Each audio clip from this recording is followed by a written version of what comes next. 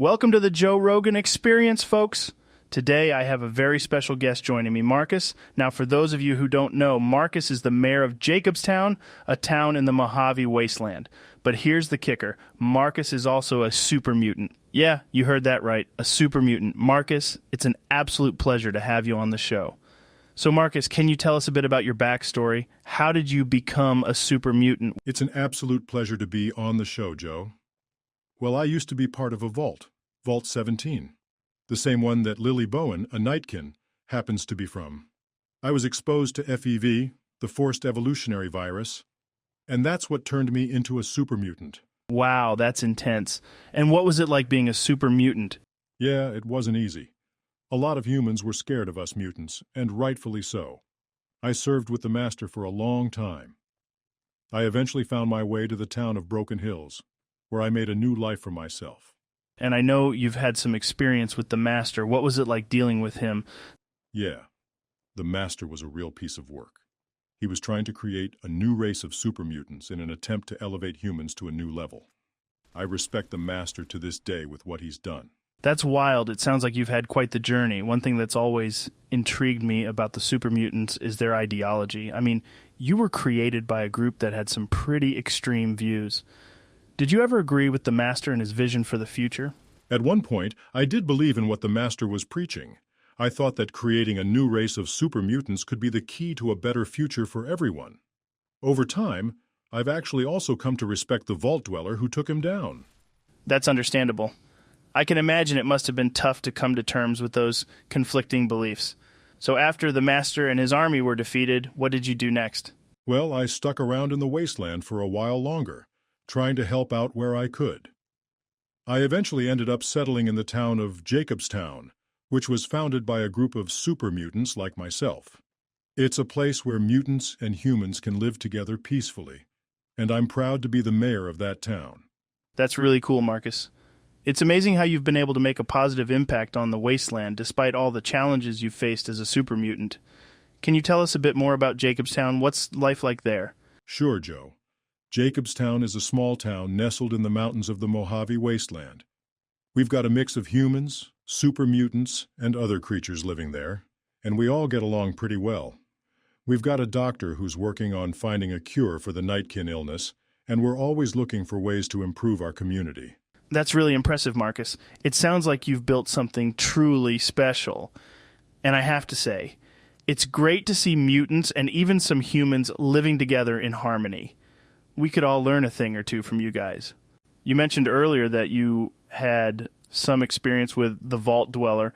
What was your relationship like with him, and how did he ultimately defeat the Master? Yeah, the Vault Dweller was an incredible person. Over time, I developed a respect for him, as he fought against the Master and his army of mutants. As for how he defeated the Master, it was actually a pretty ingenious plan. He found the Master himself in the cathedral, and he destroyed it. Without the cathedral, and without Mariposa, which the Dweller later destroyed, the super mutants lost their sense of purpose and scattered. That's really interesting. It sounds like the Vault Dweller was a true hero. And what did he do after defeating the Master? I heard he went on to found a tribe in a place called Arroyo. Yeah, that's right. After defeating the Master, the Vault Dweller decided to travel northward and explore the rest of the wasteland. Eventually, he found a place called Arroyo, where he settled down and founded a tribe. He helped the people of Arroyo rebuild their community and taught them how to survive in the wasteland. It's a great example of how one person can make a difference. Absolutely. It's amazing to see how much impact one person can have on the world, especially in a place like the wasteland where life is so difficult. It sounds like you and the Vault Dweller have a lot in common in terms of your desire to make a positive impact on the world. Speaking of Arroyo, I think our viewers are itching to know more about the Chosen One. Can you tell us a bit about how he came to be and what his role was in the wasteland? Sure thing, Joe. The Chosen One was actually the grandchild of the Vault Dweller, and he was born and raised in Arroyo. When the Vault Dweller passed away, the tribe entered a decline, and the Chosen One was tasked with finding a Garden of Eden creation kit, or GEC, which was supposed to contain the tools needed to rebuild the wasteland. Wow, that's pretty intense. So why did the Chosen One have to leave Arroyo to find the GEC, and how did you end up meeting him? The Chosen One had to leave Arroyo because the tribe was facing a drought, and they needed the Jek to create a sustainable source of water. As for how I met him, well, let's just say we crossed paths while he was on his quest. We had some common problems, so we teamed up to take them down together. That's really cool, Marcus. It's amazing how interconnected all these stories are. And it's fascinating to see how the actions of one person can have such a big impact on the world.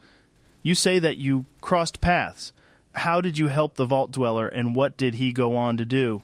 Well, it seemed like he had a problem, and I had a problem. We were both trying to take down our problems. So we teamed up after he took care of my problem, and I helped him with his problem. Specifically, with what the Chosen One went on to accomplish, well, let's just say he saved the world. Wow, that's quite the accomplishment. How exactly did he save the world? The Enclave had this plan to release a virus called the FEV, which would have killed all non-mutated humans in the wasteland. The Chosen One was able to infiltrate their base and stop them from carrying out their plan. He also managed to destroy their oil rig, which was their main base of operations. Although I'm convinced that there were remnants somewhere, and they escaped, so they're probably still alive. Yeah, that's what No Bark Noonan thinks. And so now you are here, in Jacobstown. It's amazing to see how all these stories are interconnected and how the actions of one person can have such a big impact on the world. Thanks for sharing your experiences with us today, Marcus. It's been a real pleasure.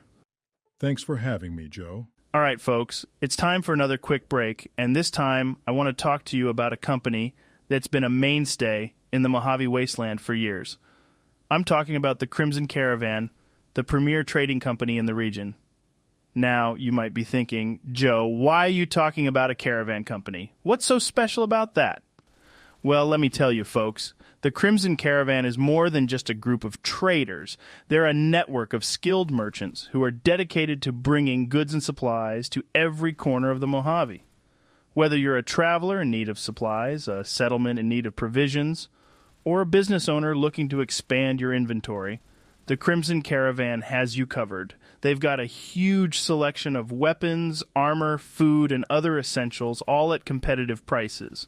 And the best part is they're always looking for new business partners. So if you're a local vendor or a business owner looking to expand your market, the Crimson Caravan is the perfect partner for you. They'll help you get your goods to new customers, and they'll even offer you special discounts on their own products. So whether you're a customer or a business owner, the Crimson Caravan is the company you want to do business with in the Mojave Wasteland.